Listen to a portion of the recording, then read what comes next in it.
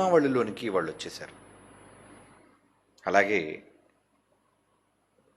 ప్రకటన గ్రంథంలోని 3వ అధ్యాయం 18వ వచనాన్ని కూడా మనం చూడగలిగితే, ప్రకటన గ్రంథం 3వ అధ్యాయం 18వ వచనం, నీవు ధనవృద్ధి చేసుకున్నట్లు అగ్నిలో పుటము వేయబడిన బంగారమును, నీ దిశములకు సిగ్గు కనబడుకుంటున్నట్లు ధరించుటకు తెల్లని వస్త్రములను, నీకు దృష్టి కలుగునట్లు నీ కన్నులకు కాటుకను నా యొద్ద కొనుమని నీకు బుద్ధి చెప్పుచున్నాను.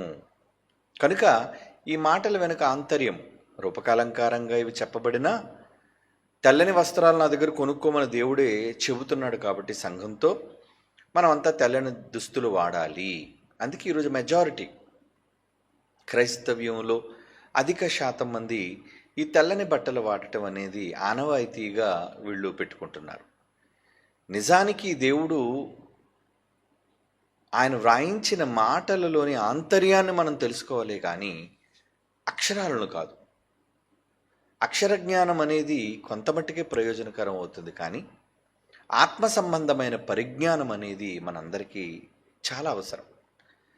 ఈరోజు అది లోపించటం వలన తెల్లని వస్త్రాలు కాకుండా మరి ఏది వాడినా వారు అపవిత్రులుగాను, కొందరైతే ఇక తెల్లని వస్త్రములే మనం వాడాలి అనే ఒక ఖచ్చితమైన నియమావళితో ఉంటున్నారు. ఏమండి, అలా వాళ్ళు వేసుకోవటం తప్పన్నది నా విమర్శ కాదు, కానీ తెల్లని దుస్తులు వేసుకున్న వాళ్ళు అందరూ కూడా బైబిల్ను బట్టి దేవుడు ఆమోదించినట్లుగా పరిశుద్ధతకు, పవిత్రతకు అది కారణమవుతుందా? ఏమండి, ఆ పవిత్రత అనగానే, పరిశుద్ధత అనగానే తెలుపు రంగుకే ఆపాదించబడుతుందా? ఇక ఎందులోనూ పరిశుద్ధత, పవిత్రత అనేది లేదా? ఎందుకు దేవుడు ఈ తెల్లదనాన్ని కోరుకుంటున్నాడు? దేవుడు వెలుగు అన్నాడు కాబట్టి వెలుగు తెల్లగా ఉంటుంది కనుక ప్రతిదీ మనం ఆ కోణంలోనే మనం చూడాలి. ఒకళ్ళు ప్రకటన గ్రంథంలో తెల్లని దుస్తులు కొనుక్కోమని దేవుడు చెప్పాడు కాబట్టి మనం తెల్లని వస్త్రాలు కొనుక్కోవాలి, తెల్లని వస్త్రాలు వేసుకోవాలి, రంగు బట్టలు వేసుకోకూడదు అని కొంతమంది కొన్ని పరిధులు వాళ్ళకి గీసుకున్నారు. సరే, అది వాళ్ళ సొంత నిర్ణయం. ఇంతకీ బైబిల్ దాన్ని ఆమోదిస్తుందా అన్నది మనం ఆలోచించగలిగితే, ఇందాక మనం చదివింది ప్రకటన గ్రంథంలో 3వ అధ్యాయం కదండి, 18వ వచనం మనం చదువుకున్నాం. ప్రకటన గ్రంథం 3వ అధ్యాయం 18వ వచనంలో ఏం చదివాం? తెల్లని వస్త్రములు ధరించుకొనుటకు నా యొద్ద కొనుమని ఉంది కదా. అంటే తెల్లని బట్టలు కొనుక్కోమని దేవుడు చెబుతున్నాడు కాబట్టి ఒకవేళ తెల్లని దుస్తులే మనం వాడాలి అన్నదే క్రైస్తవులకు సూచించిన దేవుడు సూచన అని అనుకుంటే, ఇప్పుడు ప్రకటన గ్రంథంలోని మరొక చోట మరొక మాట చదువుదాం. ప్రకటన గ్రంథం 7వ అధ్యాయం 14వ వచనాన్ని మనం చూడగలిగితే, ప్రకటన గ్రంథం 7వ అధ్యాయం 14వ వచనం. ఇక్కడ యోహాను గారు మాట్లాడుతున్నారు. ఏమని? అందుకు నేను, అయ్యా మీకే తెలియాలి అని అతనితో చెప్పినప్పుడు అతను ఏమంటున్నాడు చూడండి. వీరు ఎక్కడి నుంచి వచ్చిన వారు అని యోహాను గారు అడిగిన ప్రశ్నకు దేవదూత పెద్దల్లో ఏం సమాధానం చెప్తున్నారు చూడండి. వీరు మహాశ్రమల నుంచి వచ్చిన వారు, గొర్రెపిల్ల రక్తములో తమ వస్త్రములను ఉదుకుకొని వాటిని తెలుపు చేసుకొనిరి అన్నాడు. గొర్రెపిల్ల రక్తములో వస్త్రాలు ఉతుక్కొని తెలుపు చేసుకున్నారు అంటున్నాడు. అంటే రక్తంలో, యేసుక్రీస్తు వారి రక్తంలో బట్టలు ఉతికితే ఆ ఎరుపుదనం వస్తాయా, తెలుపుదనం వస్తాయా? ఆలోచించండి. ఖచ్చితంగా ఎరుపుదనమే కదండి. ఒక రక్తంలో ఒక తెల్లని చొక్కాయిని కానీ బట్టను కానీ ముంచారనుకోండి, ఖచ్చితంగా దానికి ఏ రంగు వస్తుంది? ఎరుపు రంగే వస్తుంది. మరి యేసుప్రభు రక్తంలో మీరు దాన్ని ఉతుక్కున్నారు కాబట్టి మీ వస్త్రాలు తెల్లగా మారాయి అంటే నిజంగా బట్టల కోసం చెప్తున్నాడా ఇక్కడ? ఈరోజు యావత్తు ప్రపంచ క్రైస్తవ్యం భావంలోనికి వెళ్ళి ఆలోచించాలి. Bible open universities India international అంటే విద్యను బోధించే ఒక అతిపెద్ద సంస్థగా మనం ప్రపంచవ్యాప్తముగా ఉండడానికి గల కారణం బైబిల్ని ఎలా చదవాలి, ఎలా దాని భావాలను అర్థం చేసుకోవాలి అని ఈ సమాజానికి పాఠాల రూపంలో బోధిస్తున్నాం. మనం తప్పు బోధిస్తే ఎలా? కనుక బైబిల్లో ఉన్న భావాలను ఉన్నది ఉన్నట్టుగా అర్థం చేసుకుని వెలికి తీసి మనం వాటిని అమలు చేయాలి. లేదా ఆచరణలో పెట్టాలి. ఇక్కడ తెలుపు అన్నాడు కాబట్టి తెలుపే తీసుకోవాలి అనుకుంటే రక్తంలో ముంచిన ఏ వస్త్రమైనా ఎరుపు అవుతుంది. మరి అలాంటప్పుడు ఎర్రని బట్టలు వాడాలనా ఉద్దేశం? అక్కడ అది రూపకాలంకారంగా చెప్పబడింది. అది అక్కడ బట్ట కాదు, అది రక్తంలో ముంచటం కాదు, ఉతకటం కాదు, అలా ఉతికితే అది తెల్లగా మారటం అంతకన్నా కాదు. అంటే ఇక్కడ ప్రభువువారు చెబుతుంది, పరిశుద్ధాత్మ దేవుడు రాయిస్తున్నది, ఇవి బట్టలకు సంబంధించినవి కావు అని మనం అర్థం చేసుకోవాలి. ఇవి బట్టలు కావు. పరిశుద్ధత అనగానే ఈరోజు కేవలం మన బ్రతుకులలో పరిశుద్ధత చూపించాలి కనుక మనం తెల్లగా కనబడాలి, లేదంటే తెల్లని వస్త్రాలతో కనబడాలని చాలామంది బాప్తీసం తీసుకున్న తరువాత రంగు బట్టలు నిషేధిస్తుంటారు. ఏమండి? సరే, మీకు నచ్చకపోతే మీరు వేసుకోకపోతే తప్పు లేదు. ఏమండి? ఇప్పుడు నాకు తెల్లని బట్టలు ఇష్టం అండి, నేను వేసుకుంటాను.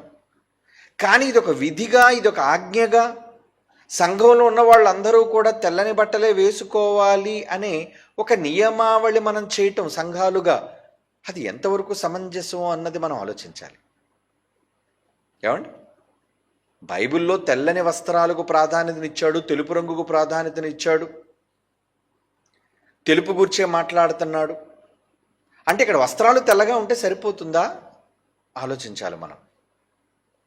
ఏమండి? ఇక్కడ దేవుడు వస్త్రాలను తెల్లగా మారాలి అనా దేవుడు కోరుకుంటున్నాడు? ఆలోచించండి. ఇంతకీ ఆ తెల్లదనంలో ఏముందంటే పరిశుద్ధత, పవిత్రత.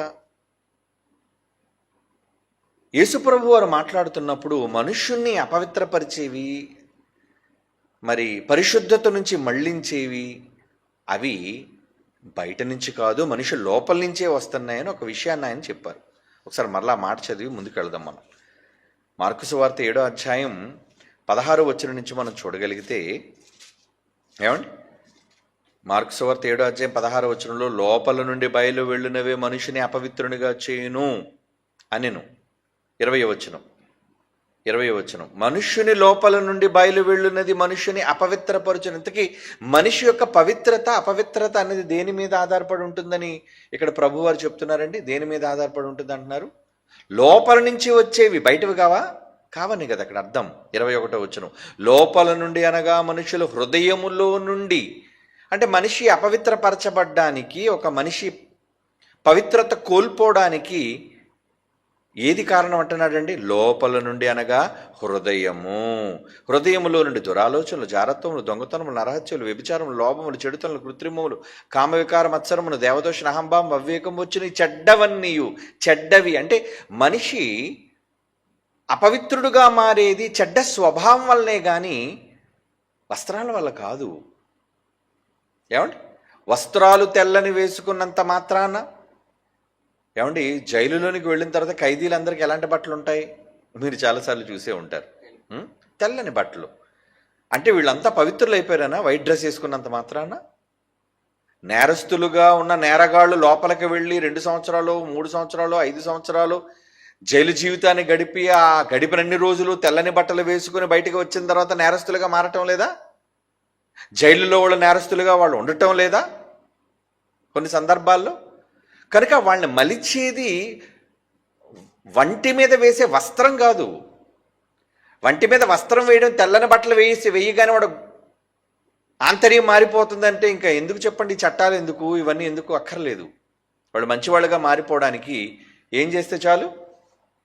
తెల్లని బట్టలు వేస్తే చాలు.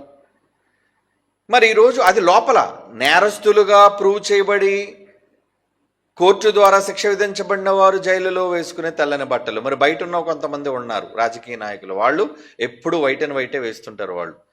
వీళ్ళు కంటికి కనిపించని, సమాజానికి తెలియని క్రిమినల్స్. వీళ్ళు వైట్ కాలర్ క్రిమినల్స్. అంటే కుంభకోణాలు చేయటం, ప్రజల డబ్బును స్వాహా చేయటం, నిధులు దారి మళ్లించటం, దోపిడీ, దొంగతనం. ఇక ఒకటి కాదండి, చాలా ఇల్లీగల్ యాక్టివిటీస్ కన్నిటికీ కూడా మెజారిటీ మన భారతదేశంలో రాజకీయ నాయకులే కనబడుతుంటారు. మరి వాళ్ళంతా వేసుకున్నది తెల్లని దుస్తులే. మరి తెల్లని దుస్తులు వేసుకున్నంత మాత్రాన ఎందుకు వీళ్ళ స్వభావం మారలేదు అంటే, ఒక మనిషి క్యారెక్టర్ని డిసైడ్ చేసేది రంగు కాదు. బాగా గమనించండి. ఒక మనిషి వ్యక్తిత్వాన్ని, ఒక మనిషి యొక్క స్వభావాన్ని తెలిపేది అతడు వేసుకునే రంగు కాదు. ఎర్రని బట్టలు వేసుకున్నాడు కాబట్టి ఏమండి వీడు రక్తపాతానికి సంబంధించిన మనిషినో, నల్లని బట్టలు వేసుకున్నాడు కాబట్టి వీడు క్రిమినల్ బ్లాక్ మైండెడ్ ఫెలో అనో, తెల్లని బట్టలు వేసుకున్నాడు కాబట్టి వీడు చాలా పవిత్రమూర్తనో. రంగు కాదు మనిషి యొక్క క్యారెక్టర్ని డిసైడ్ చేసేది. మీకు అర్థమవుతుందో లేదో? మనిషి యొక్క స్వభావాన్ని వివరించేది బయటున్న రంగు కాదు.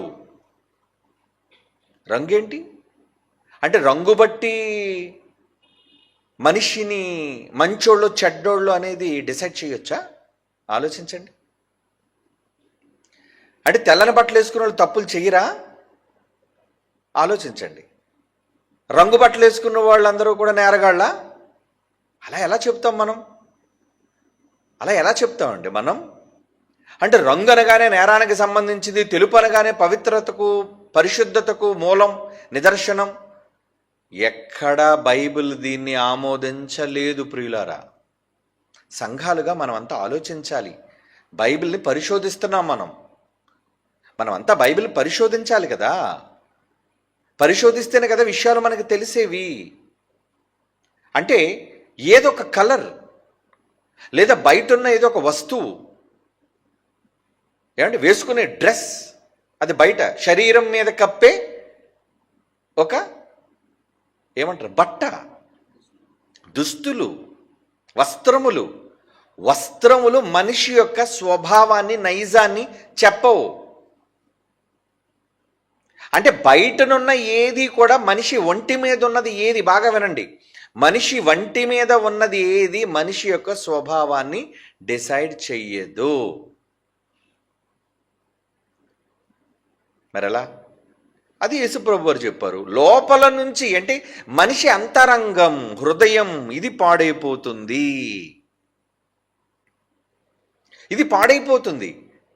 మరి అది బాగుపడాలి అంటే, అది బాగుపడాలంటే ఏం చేయాలి?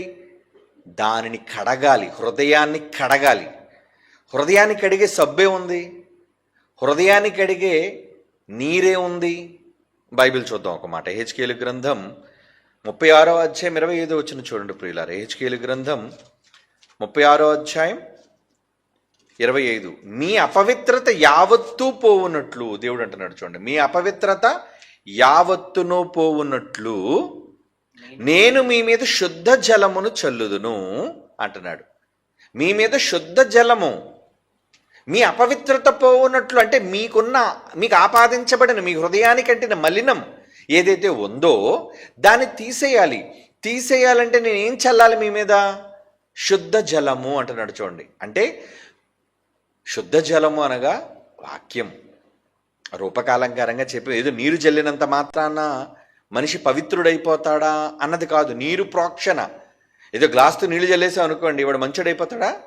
కాదు. అక్కడ వాని హృదయంలో ఉన్న మలినాన్ని కడగాలి అంటే దేవుని యొక్క వాక్యము శుద్ధ జలము. వాక్యమే శుద్ధ జలం, వాక్యమే నీటి బొగ్గ. వాటర్కి ఎప్పుడు కూడా కడిగే గుణం ఉంటుందండి, మర్చిపోకండి. నీరు అనగా మీ సబ్బు తర్వాత వచ్చింది, కానీ దేనిని కడగాలన్నా ముందు జలము. వాటర్తోనే కదండి, ఏదైనా పడినా ముందు నీళ్ళు వేస్తారు. నీళ్ళు లేకుండా ఏమీ వాష్ చేయలేరు కదా. ప్రతిదానికి నీరు కావాలి.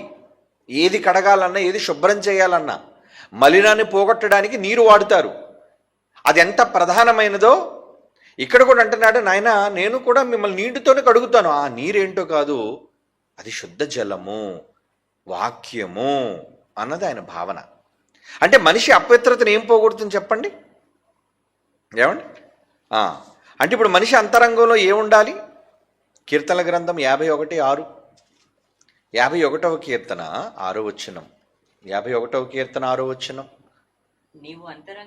నీవు అంతరంగములో సత్యమును కోరుచున్నావు, ఆంతర్యమున నాకు జ్ఞానము తెలియజేయదు. నీవు అంతరంగములు అంటే మనిషి హృదయం, అంతరంగం అంటే హృదయమే కదండి.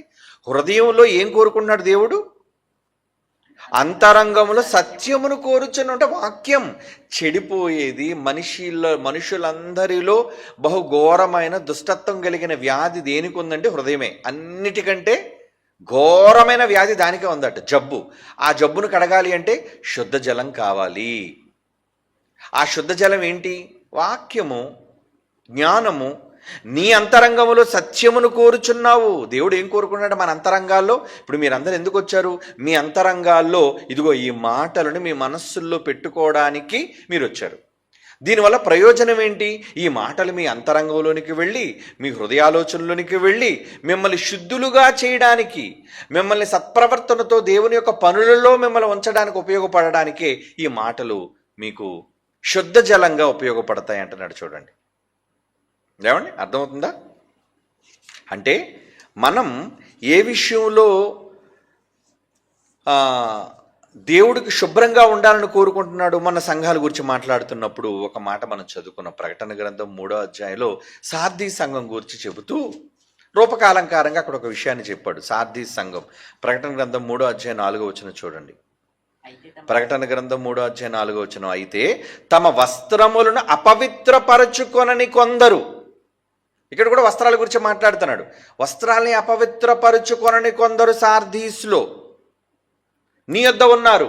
అంటే ఏ వస్త్రాలు మలినం కాకుండా ఉన్నవి? ఏ వస్త్రాలు మలినం కాకుండా ఉన్నవి? ఇటు బయట వేసుకుని బట్టలా? అవి తెల్లని దుస్తులా, ఎర్రని దుస్తులా, పచ్చని దుస్తులా? కనుక తెలుపును దేవుడు కోరుకున్నాడు కాబట్టి, తెల్ల రంగే ముఖ్యం కాబట్టి తెల్ల బట్టలు మనం అందరం వేసుకుందాము. తమ వస్త్రములను అపవిత్ర పరచుకొనని కొందరు. అంటే వస్త్రాలు అపవిత్రం అవ్వడం అంటే నీ అంతరంగం చెడిపోవడమే, నీ డ్రెస్ పాడైపోయింది అని రూపకాలంకరంగా చెప్తున్నాడు దేవుడు. అంటే ఇప్పుడు డ్రెస్ అంటే ఏంటి? నీ క్యారెక్టరే నీ డ్రెస్. గుర్తుపెట్టుకోండి, బైబిల్ ఇది. నీ క్యారెక్టర్, నీ స్వభావమే నువ్వు ధరించుకున్న వస్త్రము. నీ క్యారెక్టర్ దుష్టత్వంతో ఉండిపోయింది అనుకోండి, లోభంతో నిండిపోయింది అనుకోండి, చెడుతనంతో నిండిపోయింది అనుకోండి, ఆటోమేటిక్గా మీ వస్త్రాలు ఏమైపోయినట్లు?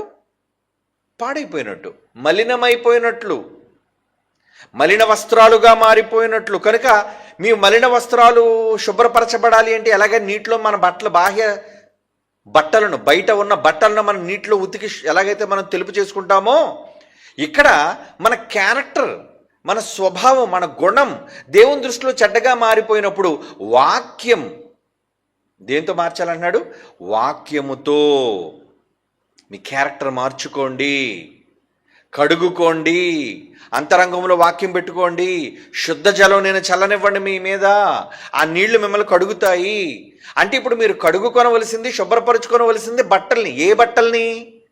అంతరంగాన్ని వేసుకునే బట్టలు అంటున్నాడు. చూడండి, మీ వస్త్రములను అపవిత్రపరచుకొనని. అంటే అపవిత్రపరచుకునే వాళ్ళు చాలామంది ఉన్నారు. ఎలా వస్త్రాలు అపవిత్రపరచబడతాయి అంటే క్రియల వలన. ఏమండి, ప్రకటన గ్రంథం 19వ అధ్యాయం 8వ వచనం. ప్రకటన గ్రంథం 19వ అధ్యాయం 8వ వచనం, ఆమె ధరించుకున్నట్టుగా ప్రకాశమానములను నిర్మలములునైన సన్నపు నారబట్టలు ఆమెకి ఇవ్వబడినవి పరిశుద్ధుల నీతి క్రియలు. బట్టలు అంటే ఇక్కడ ఏం చెప్పాడు? నీతి క్రియలే బట్టలు. నీతి క్రియలే బట్టలు. మీ పనులే మీరు వేసుకునే దుస్తులు. అంటే దేవుడు కనిపించే దుస్తులు అవి, మనుషులు కనిపించే దుస్తులు కావు. ఈ దుస్తులు మన దశమలను కప్పుకునేది. మన దేహాన్ని సిగ్గును కాపాడుకోవడానికి పై బట్ట మనం వేసుకుంటే, మరి దేవుని దగ్గర మన గుణాన్ని మంచిగా మనం ఉంటే, సత్క్రియలతో మనం ఉంటే మన సిగ్గును దాచుకున్నట్టు అనమాట మనం. లేదంటే మనం వస్త్రము లేని వారముగా ఉంటాము. కనుక ఆమెకి ఏమి ఇవ్వబడిందట? ప్రకాశములను నిర్మలమునైన సన్నపు నారబట్టలు ఆమెకి ఇవ్వబడును. ఆ బట్టలు అనగానే, తెల్లని బట్టలు అనగానే ఏదో అనుకోకండి, అవి పరిశుద్ధుల నీతికి సంబంధించిన క్రియలు అంటున్నాడు. చూడండి, పనులే ఆమె బట్టలు. యోవేలు గ్రంథం 2వ అధ్యాయం 13వ వచనం. యోవేలు గ్రంథం 2వ అధ్యాయం 13వ వచనం చూడండి. మీ దేవుడని యెహోవా కరుణా వాత్సల్యము గలవాడును, శాంతమూర్తియు, అత్యంత కృపగలవాడునయ్యుండి, తాను చేయనుద్దేశించిన కీడును చేయక పశ్చాత్తాపపడును గనుక మీ వస్త్రములను కాక, మీ బయట బట్టలను కావు మీరు శుభ్రం చేసుకోవాల్సింది, మీ వస్త్రములను కాక మీ హృదయములను చింపుకొని ఆయన తట్టు తిరిగిడి. అంటే దేవుడు కోరుకుంటున్న మార్పు పై బట్టలు కాదు, వేషధారణ కాదు, బట్టలు కాదు. ఏం మార్చుకోవాలంటున్నాడు? ఏమండి? హృదయం, స్వభావం. హృదయం అంటే ఏంటి? మరలా అదేంటి? బ్రెయిన్. మన ఆలోచన విధానం, మన క్యారెక్టర్, మన గుణం అంతా అందులోనే కదండి ఉంది. ఎంత చక్కని మాట. అంటే ఈ మాట బట్టి మనకు సుస్పష్టంగా ఏమర్థమవుతుందంటే, దేవుడు మనలో కోరుకున్నది మీ వస్త్రాలు మార్చుకోవడం కాదు, మీ హృదయాలను మార్చుకోండి. మీ హృదయాలను తెల్లవిగా చేసుకోండి. అక్కడ తెల్లవిగా చేసుకోమంటే వీళ్ళు బయట తెల్లవిగా వేసుకుంటున్నారు. అంటే ఒక మనిషి మంచివాడా చెడ్డవాడా అని డిసైడ్ చేసేది దేవుడి దృష్టిలో బైబిల్ ఏం చెప్తుందో జాగ్రత్తగా వినండి. బైబిల్ ఒక వ్యక్తి మంచివాడా చెడ్డవాడా అని డిసైడ్ చేసేది అతను వేసుకునే బట్టలు. ఏ బట్టలు? ఏ బట్టలు? తన అంతరంగ స్వభావం, అతని క్యారెక్టర్ని బట్టే దేవుడు అతని బట్టలు తెల్లగా ఉన్నాయా మలినమైపోయా చూస్తాడు. మలినమైపోయి అనుకోండి, మార్చేయి, బట్టలు మార్చేయి అంటాడు. ఎక్కడ మార్చేయమన్నాడు? ఏమండి? జకర్యా గ్రంథం 3వ అధ్యాయం 3వ వచనం. జకర్యా గ్రంథం 3వ అధ్యాయం 3వ వచనం చూడండి. అక్కడ యెహోషువ మలిన వస్త్రములు అంటే క్రియలు, అతని క్రియలు ఏమైపోయాయి? చెడ్డగా మారిపోయేది. మోషే తర్వాత వచ్చిన నాయకుడు యెహోషువ కాదండి. ఏమండి? ఈయన వేరే యెహోషువ, అదే పేరు కలిగిన భక్తుడు. యెహోషువ మలిన వస్త్రములు ధరించిన వాడే దూత సముఖములో నిలువబడి ఉండెను. అయితే దేవుడు ఏమన్నాడు? దూతతో ఏం చెప్పాడు? ఆ మలిన వస్త్రాలు తీసేయండి, ఇతని మైల బట్టలు తీసేయండి, మంచి బట్టలు వేయండి ఆయనకి.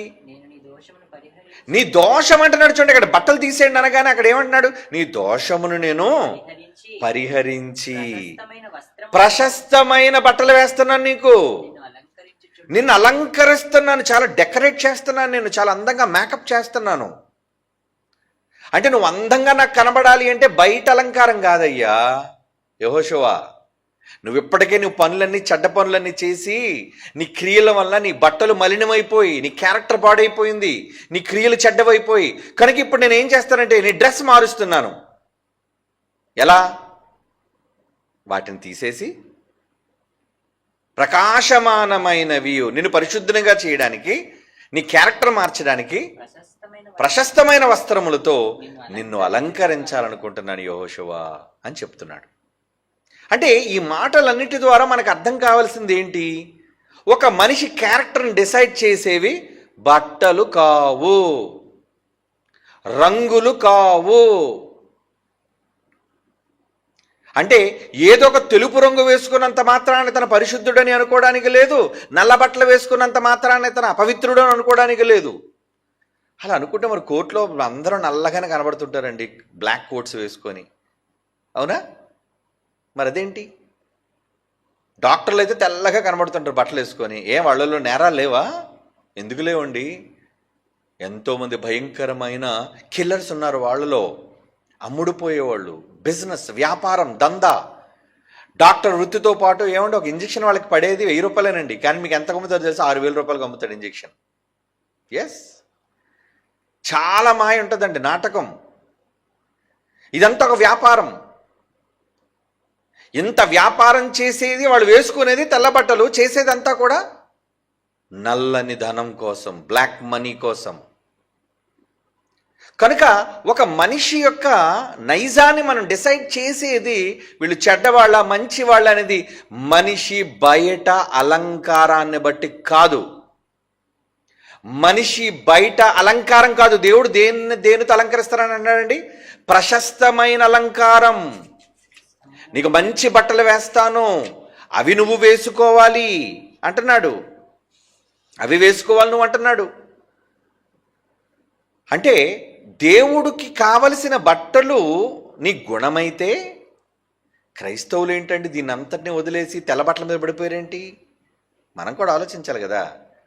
బాప్టిస్ట్ తీసుకుని వెంటనే ముందు వైట్ డ్రెస్తో కనబడతారండి.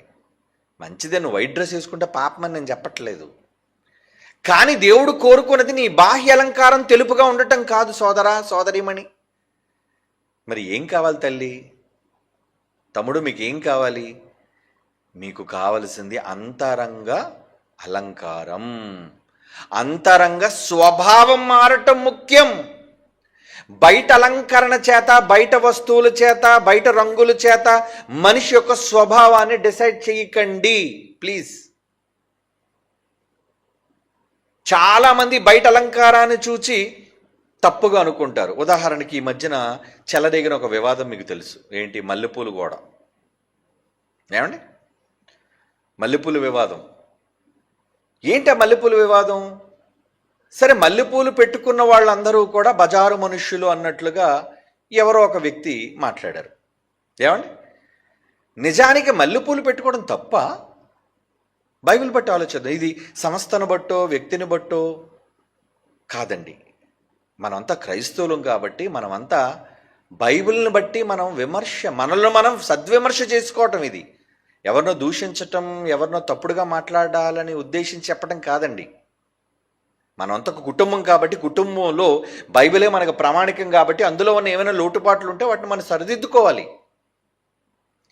మల్లెపూలు పెట్టుకున్న వాళ్ళు బజారు మనుషులే పెట్టుకుంటారు అనేది సరే, ఏ భావంతో అన్నా అది భగ్గుమనిపోయింది మొత్తానికి. నిజానికి ఏంటంటే ఆ ఉన్న ప్రాంతంలో చాలామంది సాయంత్రం అయ్యేసరికి అలా మల్లెపూలు పెట్టుకొని ఏమండి వ్యాపారాల కోసం, ఎందుకంటే అదొక రకమైన వృత్తి. ఆ వృత్తి కోసం ఆ ప్రాంతంలో ఉన్నవాళ్ళు సర్వసాధారణంగా ఈ పడుపు వృత్తి చేసుకునే వాళ్ళు మల్లెపూలు పెట్టుకొని నిలబడ్డం అనేది సర్వసాధారణం. ఓకే, అది వాళ్ళు పెట్టుకున్నారు. అలా అని మల్లెపూలు పెట్టుకున్న వాళ్ళందరూ నేరస్తులా? ఇతర స్త్రీలందరూ కూడా మల్లెపూలు పెట్టుకోకూడదా? అసలు చాలామంది పూలని నిషేధించిన వాళ్ళు క్రైస్తవులు ఉన్నారండి. అవునా కాదా? ఎందుకు పూలు మానేయాలి? పూలా నీ స్వభావాన్ని డిసైడ్ చేసేవి? రంగు బట్టలు ఎందుకు మానేయాలి? బట్టలా నీ స్వభావాన్ని పరిశీలించేవి, దేవుడికి చూపించేవి? నువ్వు తెల్ల బట్టలు వేసుకున్నంత మాత్రాన నువ్వు పరిశుద్ధుడిగా దేవుడు నీకు తీర్పు తీరుస్తాడా? నువ్వు పూలు పెట్టుకోకుండా ఉన్నంత మాత్రాన, నియంత్రించుకున్నంత మాత్రాన? ఓకే, నాకు ఇష్టం లేదండి పూలు. ఓకే, నువ్వైతే మానే. ఇంకా ఎవ్వరూ పెట్టుకోకూడదని నియమావళి కోసం నేను చెబుతున్నాను. ఇతరులు ఎవ్వరూ పెట్టుకోకూడదు. మా దగ్గరికి వచ్చేవాళ్ళు ఎవరూ కూడా పూలు పెట్టుకోకూడదు. మనం ఎందుకు నియంత్రించటం? కొందరు గులాబీలు నచ్చుతాయి, కొంతమందికి మల్లెపూలు నచ్చుతాయి, కొంతమందికి చామంతి నచ్చుతుంది, కొంతమంది విరజాజి నచ్చుతాయి. వాసనలను బట్టి, దాని తాలూకా విధానాలను బట్టి ఒక్కొక్కరికి ఒక్కొక్క టేస్ట్ అనేది ఉంటుంది. అందరికీ ఒకే సోప్ ఎందుకు ఇష్టపడతారండి? అందరికీ ఒకే రంగు ఎందుకు ఇష్టపడతారండి? డిఫరెంట్ టేస్ట్లు అనేది ఉంటుంది. అందరికీ కోడి మాంసం నచ్చదు, అందరికీ చేపలు నచ్చవు. సరే, ఎవరికి నచ్చింది వాళ్ళు తినవ్వండి. చాయిసెస్ ఇచ్చాడు కదా దేవుడు. చేప పెట్టాడు, కోడి పెట్టాడు, పక్షి పెట్టాడు, నీకు నచ్చింది తిన్నాయినా అని చెప్పన్నాడు. మల్లెపువ్వు పెట్టాడు, గులాబీ పువ్వు పెట్టాడు, చామంతి పెట్టాడు, బంతి పెట్టాడు, నీకు నచ్చింది తీసుకో తల్లి అని అన్నాడు. అంటే ఇక్కడ మనం ఆలోచించవలసిన విషయం ఏంటంటే, పూలు పెట్టుకున్నంత మాత్రాన బజారు మనిషికి ఒక వ్యక్తిని మనం అనటం తప్పు కాదు. ఏమండి?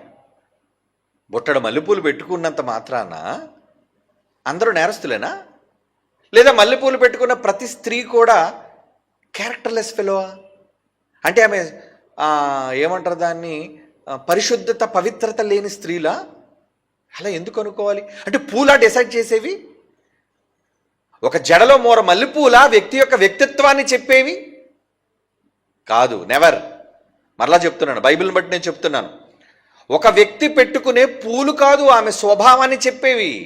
ఆమెకంటూ వేరే ఒక స్వభావం ఉంటుంది. అది అంతరంగ స్వభావం, అది హృదయంలో ఉంటుంది. అది ఎవ్వరికీ కనిపించదు. అది కనిపించాలంటే వాళ్ళ పనులలో బయటపడతాయి, క్రియలు. అదే బైబిల్ ఎప్పటివరకు మనం చదువుకున్న మాటలు. అంటే వాళ్ళ స్వభావం ఎప్పుడైతే మారిందో, వాళ్ళ క్రియలు ఎప్పుడైతే మారిపోయో, నీ క్రియలు స్వచ్ఛంగా ఉన్న తర్వాత నువ్వు మల్లెపూలు పెట్టుకుంటే ఏంటి, పెట్టుకోపోతే ఏంటి? నాకు ఇష్టం అండి మల్లెపూలు అని అన్నారనుకోండి, సరే పెట్టుకో తల్లి. ఎందుకోనంటే నాకు నచ్చవండి, అలర్జీ అండి నాకు మల్లెపూలు, గులాబీ పూలు అంటే ఇష్టం. ఓకే అమ్మ, నీకు నచ్చింది పెట్టుకో. ఎక్కడా కూడా బైబిల్ అనేది ఎవరిని నియంత్రించదు. ఈ విషయంలో ఇలాగే ఉండు, ఈ విషయంలో ఇలాగే చెయ్యు. మరి ముఖ్యంగా శరీర సంబంధమైనది, వెలుపటికి సంబంధించిన దేని మీద నో రిస్ట్రిక్షన్. నో రిస్ట్రిక్షన్ అంటే నా ఉద్దేశం బట్టలిపి తిరగమని కాదు అక్కడ ఉద్దేశం. ఏమండి? తగు మాత్రం. బైబిల్లో ఆ మాట మనం చదువుకుందాం. పేతురు గారు రాసిన మొదటి పత్రిక 3వ అధ్యాయం 3వ వచనాన్ని మనం చూడగలిగితే, ఏమండి?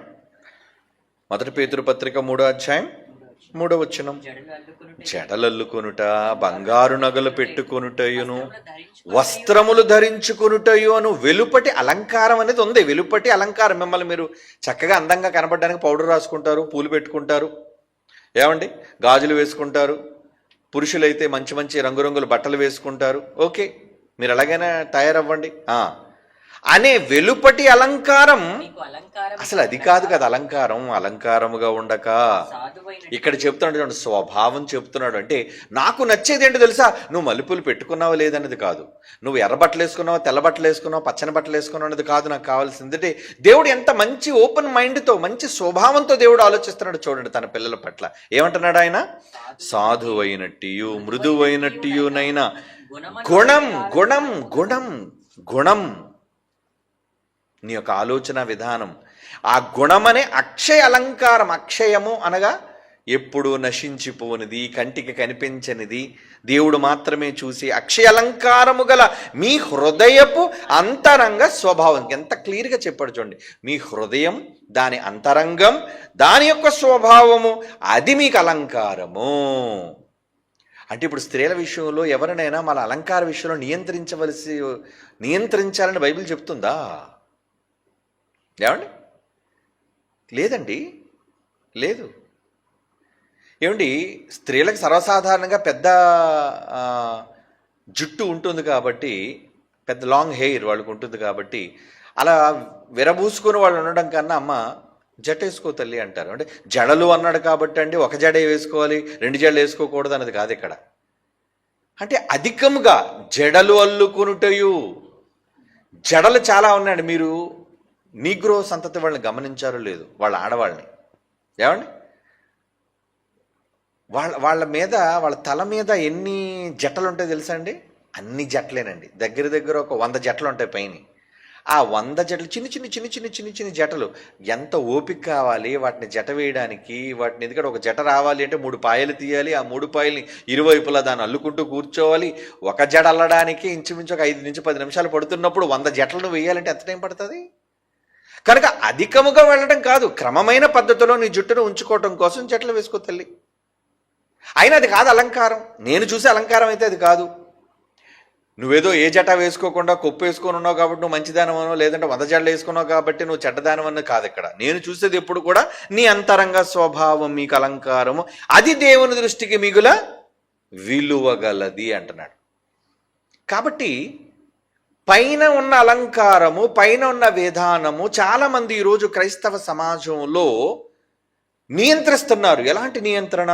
మీరు రంగు బట్టలు ధరించడానికి వీల్లేదు, మీరు అలంకరించుకోవడానికి వీల్లేదు. అలంకరించుకోవడానికి వీల్లేదా? అలంకరణ తప్ప? ఏంటి అలంకరణ తప్పు? ఎందుకు అంటున్నారు అలంకరణ? అసలు చూద్దామండి. నిజంగా బైబిల్లో దేవుడు చేసిన విధానాన్ని చూస్తే మీరు ఆశ్చర్యపోతారండి. దేవుడు తన దగ్గరున్న పని వాళ్లలో దూతలను ఎలాగ అలంకరించాడో తెలుసా అండి? ప్రకటన గ్రంథం 10వ అధ్యాయం 1వ వచనం. ప్రకటన గ్రంథం 10వ అధ్యాయం 1వ వచనం. బలిష్ఠుడైన వేరొక దూత పరలోకము నుండి దిగవచ్చుట చూచితిని. ఒక దేవదూత, ఆయన అంటే మగోడు. ఆయన అన్నాడంటే ఏంటి? దూత మగదా ఆడదా అనేసి అంటే శక్తి. ఏమండి, దూతలు అనగానే ఆడపిల్లలు అనుకోకండి. ఏంజల్ అనగానే సర్వసాధారణంగా ఏంజల్ అనగానే అమ్మాయిలు పెట్టుకుంటారు. ఏంజల్ అనేది అబ్బాయి పెట్టుకోరు. ఏంజల్ అనగానే అమ్మాయి కాదు. దేవదూత అనగానే అది ఒక శక్తి, దానికి లింగభేదం అంటూ ఏమీ లేదు. ఓకే, ఇక్కడ ఆయన ఒక బలిష్ఠుడైన ఒక దూతను చూశాడట. ఆయన మేఘము ధరించుకొని ఉండను, ఆయన శిరస్సు మీద ఇంద్రధనుస్సు ఉండను. తల మీద ఏముందటండి? ఇంద్రధనుస్సు. ఇంద్రధనుస్సు అంటే ఏంటి? అందులో ఏముంది? ఎన్ని కలర్స్ ఉంటాయి? VIBGYOR 7 colours. 7 కలర్స్ అంటే ఏంటి? అవి బేస్ కలర్స్ అంటారు వాటిని.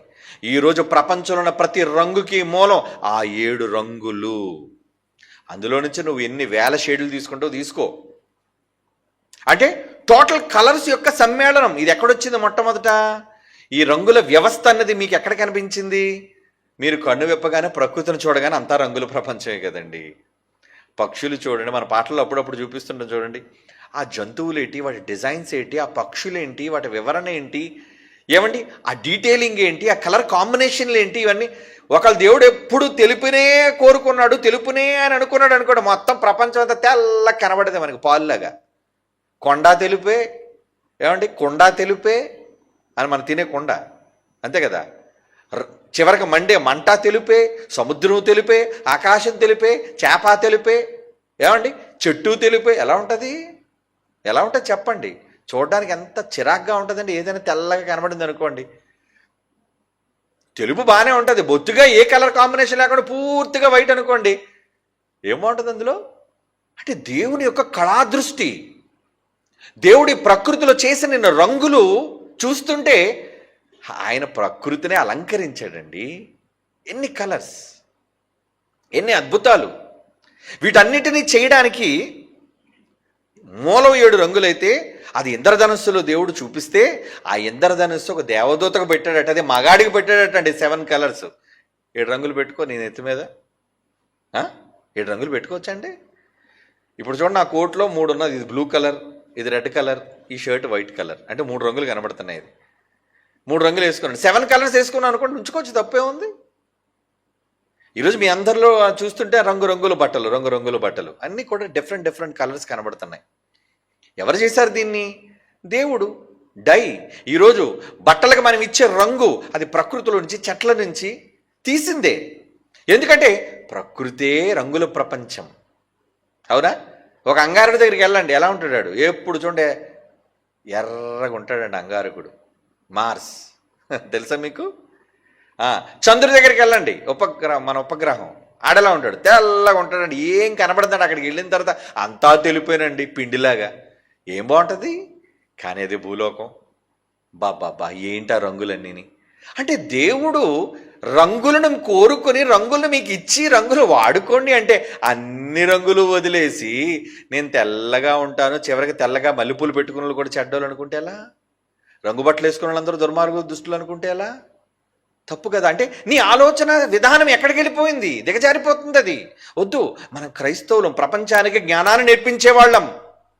దేవుడు ఎంత దూరదృష్టితో అన్నింటినీ చేశాడో, ఆయన హృదయం ఎంత విశాలమైనదో. చివరకు దూతనే ఆయన ఏమండి శిరస్సు మీద ఇంద్రధనుస్సు ఉండను, ఆయన ముఖం సూర్యబింబం వలె ఉండను, ఆయన పాదములు అగ్నిస్తంభముల వలె ఉండను. అంటే రెడ్ కలర్, ఎల్లో కలర్. ఆ మంటలో ఉండే కలర్స్ ఏంటి చెప్పండి? ఎల్లో, ఆరెంజ్ ఇవన్నీ కనబడతాయి కదండి. ఇదిగోండి వెనకాతలు చూడండి, ఎల్లో కనబడుతుంది, రెడ్ షేడ్ కనబడుతుంది, బ్లూ షేడ్ కనబడుతుంది, బ్లాక్ కనబడుతుంది. ఇవన్నీ కలర్స్.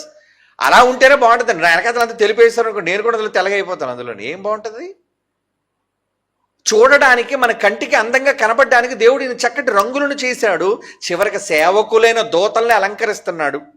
హెజ్కేలు గ్రంథం 28:13 చూడండి. హెజ్కేలు గ్రంథం 28:13 దేవుని తోట యొక్క ఏదోలో ఉంటివి.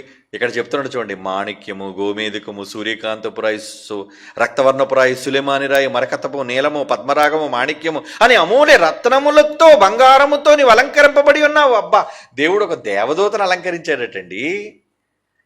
ఎలా ఉంటాయండి ఇంతకు ఇన్నెందుకు చెప్పాడు? ఇవన్నీ ఎవరు చేశారు? మాణిక్యం ఎవరు చేశారు? గోమేధిక ఎవరు చేశారు? సూర్యకాంతమణి, సువర్ణపురాయి, సులేమానిరాయి ఇవన్నీ ఎవరు చేశారు చెప్పండి? మన తండ్రే కదా. వాటి కలర్స్ ఏంటో చూస్తారా బాబు? నవరాత్రాలు చూపించిన ఆయన ఒకసారి. ఎందుకంటే ఎన్ని పేర్లు చదవడమే కానీ మనం ఎప్పుడు ఎలా ఉంటాయో మనం చూడలేదు. ఏమండి?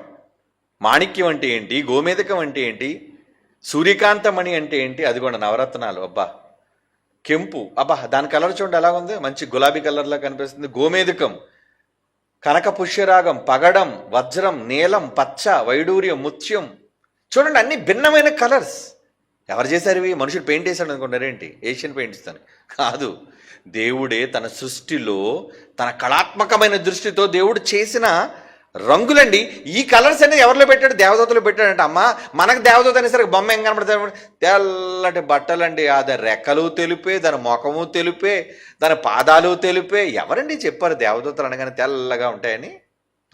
దేవుడేమో ఫుల్ కలర్ఫుల్గా దేవదూతను చూస్తే మనల్ని మొత్తం బైబిల్ తెలిసి కూడా చదివి కూడా దేవదూతలను సార్ తెలిపేస్తాడు. మొత్తం తెల్ల పెయింట్ వేస్తాడు, రంగులన్నీ చెరిపేసి తెలుపు రంగు వేస్తాడు. అంటే ఏమర్థం అవుతుంది బైబిల్? దీనికోసం ఎవరో తెల్లని మల్లెపూలు పెట్టుకుంటే ఇది ఒక పెద్ద తప్పు, ఇది ఒక పెద్ద అలంకారం, ఇది ఒక పెద్ద నేరం. దానికోసం స్త్రీ జాతి అంతటిని కించపరచడం. దానికేమో వీళ్ళందరూ కూడా, ఈ స్త్రీమూర్తులందరూ ఆవేశంతో రగలిపడి అత్తరే మల్లెపూలు పెట్టుకున్న మేమంతా చెడ్డవాళ్ళమా? అమ్మ, మీరెవరు చెడ్డవాళ్ళు కాదు తల్లి. మల్లెపూలు పెట్టుకోవడం వల్ల చెడ్డోళ్ళు మంచోళ్ళు అవరో, గుణం. మలుపులు పెట్టుకొని చెడ్డ పనులు చేసేవాళ్ళు ఉన్నారు, మలుపులు పెట్టుకోకుండా మంచి పనులు చేసేవాళ్ళు ఉన్నారు. ఇంతకీ నీ మంచితనం డిసైడ్ చేసేది పూలు కాదు, నీ గొప్పతనం డిసైడ్ చేసేది నీ డ్రెస్ కాదు, నువ్వు వేసుకునే కలర్ కాదు. ఇది కాదు డిసైడ్ చేసేది. ఏది? నీ గుణం, సుగుణం. మంచి గుణం. అలాంటివి ఉన్నాయా నీ దగ్గర? ఏమండి? ఇక దేవుడు తన ఉన్న ప్రాంతం వాతావరణం ఎలాగ మోషేతో నిర్గమాకాండంలో చెప్తున్నాడో చూడండి ఒకసారి. ఈ మాట 25వ అధ్యాయం నిర్గమాకాండం 25వ అధ్యాయం 3-8 వచనాలు. మీరు వారి యొద్ద తీసుకునవలసిన అర్పణలేమనగా బంగారు, వెండి, ఎత్తడి, నేల, ధూమ్ర, రక్తవర్ణములు, సన్నప నార, మేక వెంట్రుకలు, ఎరుపు రంగు వేసిన పొట్టేళ్ల తోళ్లు, సముద్రవత్సల తోళ్లు, తుమ్మకర్రలు, ప్రదీపమునకు తైలం, ఏమండి, అభిషేక తైలమును, పరిమళ ద్రవ్యములు, ధూపమునకు సుగంధ సంభారములు, లేత పచ్చలు, ఏఫోదునకు పతకమునకు చెక్కు రత్నములు అనునవే. ఏఫోదు అనగానే 12 గోత్రాలు ఇశ్రాయేలుకి 12 రంగులు పెట్టాడటండి ఏఫోదు. ఎవరికి? యాజకుడికి. చూపించిన ఆయన రంగులేంటో. ఇవన్నీ ఉండాలి, కలర్ఫుల్. దేవుడు ఆ రోజు ఇశ్రాయేలులో కూడా ఒరే తెల్ల గుడారం వేసిన ఆయన నాకేం అక్కర్లేదు అన్నాడు దేవుడు. నాకు నేల, ధూమ్ర, రక్త వర్ణములు కావాలి.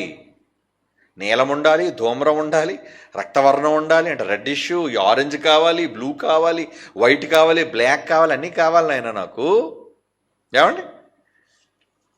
ఏమనాయన ఏఫోదు దొరకలేదా? నీల, ధూమ్ర, రక్త షేడ్స్ చూపించండి ఒకసారి ఉంటే. అదిగోండి అన్నీ అండి, నీలము, ధూమ్రము, రక్తవర్ణము, మల్టీ కలర్ అంటారు వీటిని. ఏఫోదు బొమ్మ ఉందా? ఏఫోదు బొమ్మ ఉంటే చూడండి. లేదంటే ఈలోపు ఇంకొక మాట చదువుదాం. ఏమండి? ప్రకటన గ్రంథం 4:3 వచనం. ప్రకటన గ్రంథం 4 చదువుకోండి. ఏఫోదు కనబడింది ఇప్పుడు. ఓకే, క్లోజప్ చేయను ఆయన ఏఫోదు. ఏమండి నిజంగా యాజకుడు వైట్ డ్రెస్లో ఉన్నాడా, మల్టీ కలర్లో ఉన్నాడండి? Multi colour. ఎంత బాగుందండి ఆయన వేసుకున్న బ్లూ. దాని మీద ఆయన వేసుకున్న చూసారా అన్ని కలర్స్తో ఏఫోదు అంటారు దాన్ని. ఇగోండి ఈ రొమ్ము భాగం మీద ఉన్నదే దట్టి అంటారు దాన్ని. దాని మీద 12 రాళ్ళు, స్టోన్స్ అంటారు, పొదిగించాడు దేవుడు. ఆ రాళ్ళు చేసింది దేవుడే. చివరికి యాజకుడు అంటే నాకు దగ్గరకు వచ్చి యాజకత్వం చేసేవాళ్ళు కూడా ఏం చేయాలి, అది కూడా క్లోజప్లో చూపిస్తున్నాడు చూడండి. Very good.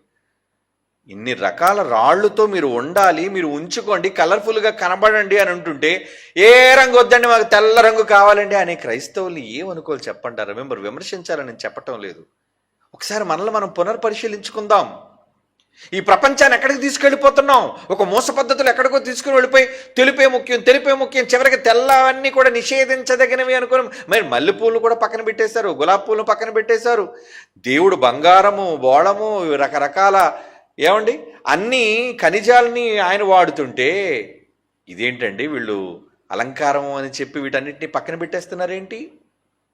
ఇప్పుడు చదవండి ప్రకటన గ్రంథం 4:3 వచనం. ఏమండి ఇక్కడ దేవుని యొక్క సింహాసనం కోసం చెప్తున్నాడు చూడండి. ఇక్కడ ఎవరు ఆసీనుడయ్యారు? అక్కడ పైనుంచి చదవండి. ప్రకటన గ్రంథం పరలోకమందు ఒక సింహాసనం అనగానే దేవుడే కదండి మనకి. అంటే దేవుడు ఉన్న లోకం, పరలోకం, ఒక సింహాసనం ఉంటే ఆ సింహాసనమందు ఆసీనుడైన వాడు దృష్టికి సూర్యకాంత పద్మరాగములను పోలినవాడు. అబ్బా కంటికి ఎలా ఉన్నాడట? తెల్లగా లేడట ఆయన. రూపకాలంకారంగా చెప్పునా రంగుల సమ్మేళనంతో చెప్తున్నాడు చూడండి. రంగుల మేళ నుంచి చెప్తున్నాడు ఇక్కడ. Colourful God is colourful God. ఏమండి దేవుడు రంగులు చేసింది ఆయనే. ఎలాంటి రంగులు ఉంచాడు అందులో? ఆయన ఎలాంటి పెట్టుకున్నాడంటే ఆయన దృష్టికి ఎలా కనబడుతుంటే సూర్యకాంతం అంటే రెడ్ అండి. సూర్యకాంతం అంటే రెడ్ కదా. సూర్యకాంతము, పద్మరాగం అంటే బ్లూ కలర్. పద్మరాగమును పోలినవాడు, రెడ్ అండ్ బ్లూ కలిగిన వాడు. రెడ్ అండ్ బ్లూ సర్వసాధారణంగా సూపర్ మ్యాన్ డ్రెస్లో మనకు కనబడుతుంటుంది. ఎరుపు, బ్లూ అంటే సూపర్ మ్యాన్ కలర్ కాంబినేషన్. ఆ రంగులు కూడా చాలా బాగుంటాయండి చూడడానికి కాంబినేషన్. ఇంకేమన్నాడు చూడండి. పోలినవాడు మరకతము వలె ప్రకాశించే ఇంద్రధనస్సును సింహాసనం ఆవరించి ఉండను. ఆయన సింహాసనం చుట్టూ ఏముందటండి? మరకతము వలె. మరకతం అంటే గ్రీన్ అండి, పచ్చగా కనబడేది. మరకతము వలె ప్రకాశించి ఇంద్రధనుస్సు అంటున్నాడు చూడండి. 7 కలర్స్, మల్టీ కలర్స్. ఆయన సింహాసనం అంతా, పరలోకం అంతా రంగులు రంగులు రంగులు రంగులు రంగులుగానే నీకు వర్ణించి చెబుతున్నాడు. ఎందుకండి తాత్కాలికంగా మనం బ్రతకడానికి వచ్చిన ఈ లోకాన్ని ఎంత అందమైన రంగుల ప్రపంచంగా చేసినప్పుడు పరలోకాన్ని తెల్లగా సున్నం వేసేస్తాడు దేవుడు మొత్తం అంతానా. ఏమనంటే పవిత్రత, పరిశుద్ధత, నాయన నలుపనేసరికి దెయ్యం, నలుపనేసరికి దెయ్యం ఎవరన్నారు? ఎవరు చెప్పారు నల్లగానగానే దెయ్యం అని? ఎవడో పెట్టేశాడంటే మన మధ్య ఈ భయంకరమైనవన్నీని. ఏమండి అదిగోండి, సారియస్ అంటే సూర్యకాంతము, పద్మరాగము, ఎమరల్డ్, జాస్పర్. కలర్స్ చూడండి ఎంత బాగున్నాయో. ఒరిజినల్ స్టోన్స్ చూస్తే మతిపోద్దండి మీకు. ఒరిజినల్గా మీ కళ్ళ ముందుగానే ఈ రాళ్ళు ప్రకృతిలో పెట్టాడు దేవుడు. ఈ రాళ్ళు, ఈ రంగురాళ్ళు చూసేసరికి మన మతి పోతుంటుంది. అంటే ఏంటి ప్రభు ఎంత అందాలు, ఎవరి కోసం వాడుకోనాయన, నీకోసమే. దావీది రాళ్ళని తెప్పించి ఎక్కడ పెట్టాడు తెలుసా అండి? దేవాలయంలో పొదిగించాడు. కమాన్ తీసుకురండి మొత్తం రాళ్ళని తెచ్చి ఎక్కడ పెట్టాడటండి? దావీదండి. చూస్తారా మాట ఏమండి? దావీదు మొదటి దినవృత్తాంతముల గ్రంథము 29వ అధ్యాయం 2వ వచనం చూడండి. మొదటి దినవృత్తాంతముల గ్రంథం 29వ అధ్యాయం 2వ వచనం, నేను బహుగా ప్రయాసపడిన ఆ దేవుని మందిరమునకు కావలసిన బంగారపు పనికి బంగారమును, వెండి పనికి వెండిని, ఏమండి, ఇత్తడి పనికి ఇత్తడిని, ఇనుము పనికి ఇనుమును, కర్ర పనికి కర్రలను, గోమేదికపు రాళ్లను, చెక్కుడు రాళ్లను, వింతైన వర్ణములు గల పలు విధముల రాళ్లను. వింతైన వర్ణం అంటే కలర్, రకరకాల రంగులు, వింతైన వర్ణములు గల పలు విధములైన రాళ్లను, మిక్కిలి వెలగల నానావిధ రత్నములను, తెల్ల చలువ రాయిని విశేషముగా సంపాదించి తిని. ఎంత మంచోడండి దావీదు. దేవుడు అంటే పిచ్చండి. నా దేవుడు మందిరం ఎలా ఉండాలో తెలుసా? ఎల్లగానే తెల్లగా గోడకు సున్నం వేసినట్టు ఉండకూడదు నా దేవుని మందిరం. మల్టీ కలర్లో చూడగానే అబ్బా ఏంటి కలర్స్ ఏంటి.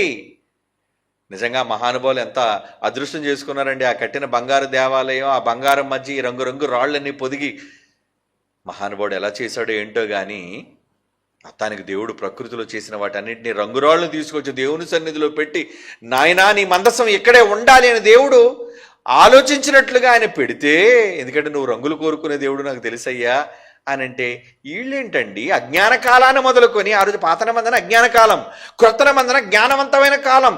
జ్ఞానవంతమైన కాలంలోకి వచ్చి రంగులు నిషేధిస్తున్నారు ఏంటండి వీళ్ళు? వద్దర్రా. నన్ను అడిగితే సేవకులారా, కమాన్ మల్టీ కలర్ బట్టలు వేసుకోండారా. అలాగే నాకు తెలుపు వేస్తుంటే ఓకే, నేను మిమ్మల్ని తప్పు పట్టిన, తెలుపు రంగు వేసుకోండి. ఏమండి చిన్నప్పటి నుంచి నాకు తెలుపు రంగు అలవాటు అయిపోయిందంటే నేను తెలుపులో కంటిన్యూ అయిపోతానంటే ఓకే, కానీ ప్రతి సేవకుడు తెల్ల బట్టలే వేసుకోవాలని నియమావళి పెట్టకండి. వద్దు.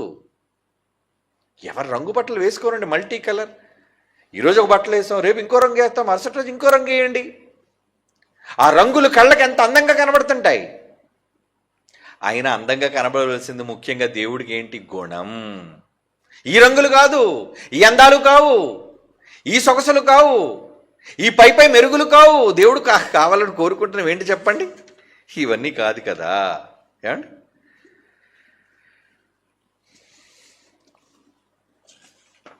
తిమోతి గారికి రాసిన పత్రిక,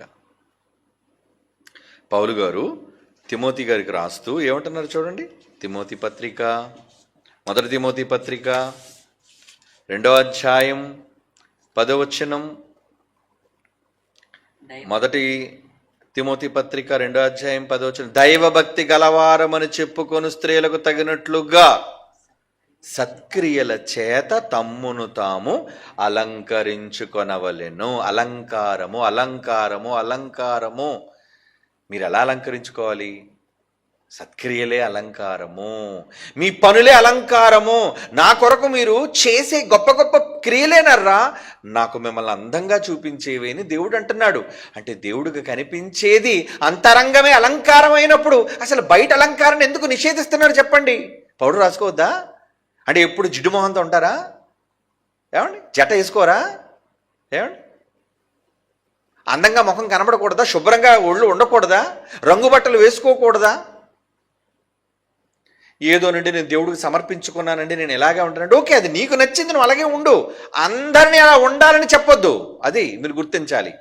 ఏమండి, నేనైతే దేవుడికి రంగులు వద్దనుకున్నాను, నిషేధించుకున్నానండి, నేను అందంగా కనబడాలని అనుకోలేదండి, అందుకే పౌడర్ రాసుకోనండి. ఓకే, పౌడర్ స్నానమైనా చేయను 3 పూటలు. ఏమండి? బట్టలు నేను మార్చనండి, ఇదే బట్టలతో ఉంటాను, నీ పక్కన ఎవడని ఉండగలడా? శుభ్రంగా ఉండు, స్నానం చేయి, తలక మంచి వాసనతో కూడా నూనె రాయి, లేదండి నాకు నచ్చితే పోనీ కొబ్బరి నూనె రాయి. ఇవన్నీ ఎందుకు? నువ్వు ఆరోగ్యంగా ఉండటం కోసమే పరిశుభ్రత అనేది అవసరం. లేదండి నాకు అసలు ఈ రంగు బట్టల మీద మనసు లేదండి, ఎందుకో నా దేవుని కోసం ఇవన్నీ పరిత్యజించేశానని అంటే ఓకే, నీ భక్తి మంచిదే. కానీ అందరినీ అలా ఉండాలని నియమంలోనికి మీరు నెట్టకండి. దేవుడు రంగుల ప్రపంచంలో ఉండేవాడు. రంగుల ప్రపంచంలో ఉన్న దేవుడు రంగుల ప్రపంచాన్ని మన కోసం సృష్టించిన వాడు తిరిగి వెళ్ళాక కూడా మనల్ని ఇంకా వింతైన రంగుల ప్రపంచంలోనికి మనం వెళ్ళబోయేది, మనల్ని పంపించబోయే దేవుడు. ఇంకా అద్భుతంగా ఉంటుందండి ఆ లోకం. భూలోకం ఎంత గొప్పగా ఉంటే మహాలోకం, దేవుడు మనల్ని ఉంచబోయే శాశ్వత లోకం ఎంత అందంగా, ఇంకెంత అందంగా ఉంటుంది మీరు ఊహించండి. కాబట్టి తెలుపు తెలుపు తెలుపు తెలుపు అని ప్రపంచ క్రైస్తవ్యం తెలుపు దగ్గర నిలబడిపోయిందండి.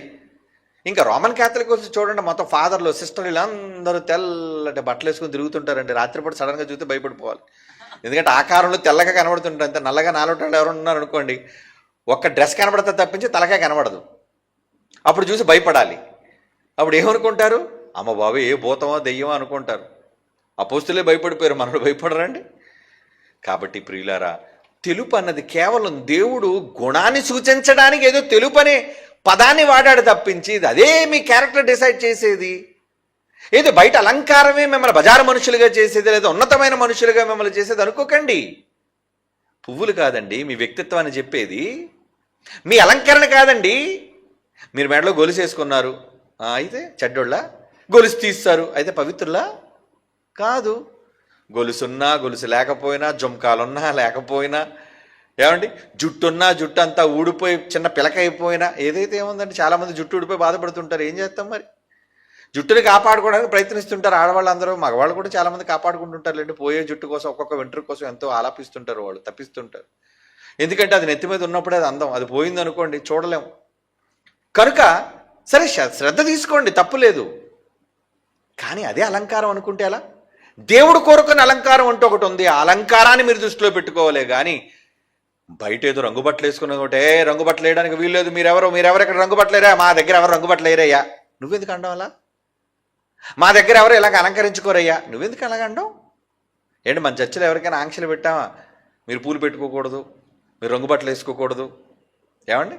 అసభ్యకరంగా కనబడకుండా సంస్కారవంతంగా ఏదైనా మంచి డ్రెస్ నార్మల్గా వేసుకోండి. మీ ఒళ్ళు కప్పుకునేది ఏదైనా వేసుకోండి, ఆరోగ్యవంతమైంది, సమాజానికి చూసిన వాళ్ళకి ఏమండి మంచిగా గౌరవప్రదంగా కనిపించే ఏ డ్రెస్ అని వేసుకోండి, తప్పలేదు.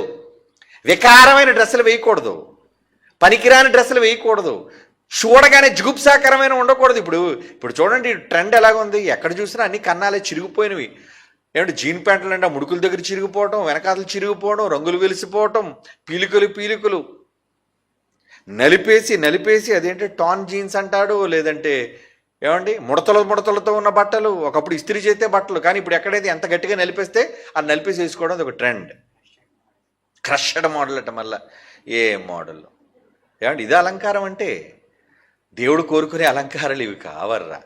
కనుక సంఘాలలో ఉన్న వాళ్ళని ఎప్పుడు కూడా ఇలాంటి విషయాల్లో వాక్యం నేర్పించేవాళ్ళు నియంత్రించకూడదు అని బైబిల్ చెబుతుంది. అది మీరు అర్థం చేసుకోవాలి. క్రైస్తవ ప్రపంచం మనమందరం బైబిల్ దగ్గర నేర్చుకుంటున్నాం కదా. మనమంతా బైబిల్ దగ్గర నేర్చుకొని మనం ఏం చేస్తున్నాం? ఓహో, దేవుడు రంగులకి ఎంత ప్రాధాన్యతనిచ్చాడా? అవునండి, ఇచ్చాడు. ఆయన రంగులకి ఎంత ప్రాధాన్యతనిచ్చాడో చూడండి. నిర్గమాకాండం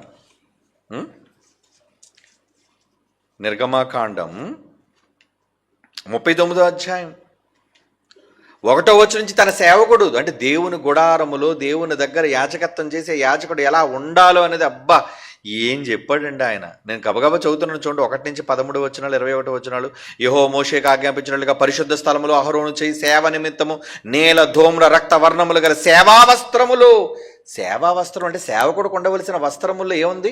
నీల ధూమ్ర రక్త వర్ణములు అంటే మల్టీ కలర్, బ్రైట్ కలర్స్ వాడమన్నాడు దేవుడు. మరి వీళ్ళేంటి సేవకులని చెప్పి మొత్తం అంతా తెల్లబట్టలు వాడుతున్నారేంటి? బైబిల్ని అర్థం చేసుకుందారా, సరిగ్గా అర్థం చేసుకుందాం. విమర్శించాలని నేను చెప్పటం లేదు, సరి చేసుకోవాలని నేను చెబుతున్నాను. అనగా ప్రతిష్ఠిత వస్త్రములు కుట్టిరి, మరియు అతడు బంగారముతో నీలధూమ్ర రక్తవర్ణము గల నూలుతో పేరిన సన్నపు నార ఏఫోదును. మళ్ళా అలంకారం ఆడవాళ్ళు అయితే జొంకాలు ఎన్ని పెట్టుకుంటారండి, మగవాడికి అలంకారం ఏంటి? కమాన్ గోల్డ్ ప్లేట్ వేసుకో, ఓకే, అదొక అలంకారం. బంగారంతో చేసుకోమన్నాడు. ఏమండి 5వ వచనం, దాని మీద ఉన్న విచిత్రమైన దట్టి ఏకాండమైన దానితో సమానమై పని కలిగే బంగారుతోను నీల ధూమ్ర రక్తవర్ణం గల పేరిన సన్నప నారతో చేయబడెను. అట్లు యెహోవా మోషేకు ఆజ్ఞాపించును. మరియు బంగారు జనలతో పొదిగిన లేత పచ్చలను సిద్ధపరిచిరి. అన్ని కలర్స్ చూడండి. 10వ వచనం, దానిలో 4 పంక్తులు రత్నములు పొదిగిరి, మాణిక్యము, గోమేదకు, మరకతము గల పంక్తి మొదటిది. ఇవన్నీ చెబుతున్నాడు చూడండి. అబ్బా, ఏమండి, దేవుడు ఇంత చక్కగా అలంకారం కోసం మాట్లాడుతున్నప్పుడు ఎందుకండి క్రైస్తవులుగా మనం అలంకారం ఓవర్ అయిపోకూడదు, ఓవర్ స్థాయికి వెళ్ళిపోకూడదు. అలంకారం అనేసరికి పిచ్చి పట్టినట్టు ఉండకూడదు. సంస్కారవంతంగా ఎదుటి వాళ్ళు చూచిన వెంటనే గౌరవప్రదంగా. ఈరోజు భారతీయ మహిళ అనగానే ప్రపంచ దేశాల్లో ఏ స్త్రీకి లేని గౌరవం భారతీయ మహిళ దగ్గరే ఉంటుందండి. ఎందుకంటే ఆ కట్టు, బొట్టు, చీర, సంస్కారం. ఎందుకంటే ఇతర దేశాల్లో ఉన్నట్లుగా అరకొర బట్టలు వేసుకునేవాళ్ళు కాదు కదా భారతదేశీయులు. భారత స్త్రీలు అరకొర బట్టలు వేసుకునేవాళ్ళ లేదు. చక్కగా తమ వస్త్రములతో ఒంటిని కప్పుకునేవారు. బంగారు నగలతో ఆభరణాలు ధరించుకొని, నుదుటిన బొట్టు పెట్టుకొని, చక్కటి గాజులు పెట్టుకొని, మెడలో చక్కటి ఆభరణాలు పెట్టుకొని. ఏమండి, ఇంకా చెబితే పరమగీతంలో కానీ వీటన్నిటిలో కూడా అండి ఎంతో చక్కగా అలంకారం కోసం చెప్పాడండి. ఎంత గొప్ప అలంకారంగా వాళ్ళు చేసుకున్నారు. ఇంక టైం లేదు మనకు అవన్నీ ఆలోచించడానికి. ఒక దేవదూతను అలంకరించాడు. దేవుడు తనున్న లోకాన్ని గొప్పగా రంగులమయంగా చేసుకున్నాడు. తన సింహాసనం చుట్టూ ఇంద్రధనస్సును పెట్టుకున్నాడు. నీలధూమ్ర రక్తవర్ణాలు ఆయన చుట్టూ ఉన్నాయి. బ్రైట్ కలర్స్తో దేవుడు కనబడుతుంటే మనం ఎందుకండి సంఘాల్లోకి వచ్చి రంగులన్నీ నిషేధించేసి తెల్లని బట్టలతో మనం ఉందామని అనుకోవడం? పవిత్రతకి ఇదేనా నిదర్శనం? క్రైస్తవ్యంలో పవిత్రతకి నిదర్శనం తెలుపా?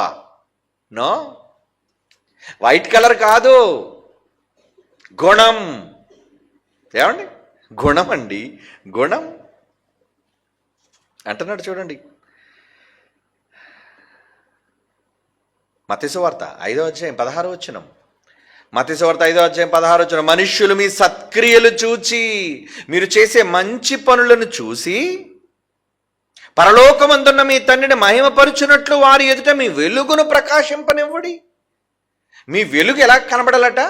ఎలా కనబడాలన్నాడు? మీ వెలుగు ప్రకాశంగా. అది ఏంటా వెలుగు? సత్క్రియలు.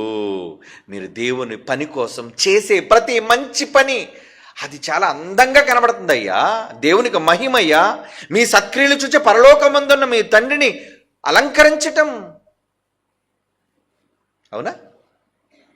ఉదయాన్నే చదివారు కదా, పేదలకు అన్నదానం. Very good.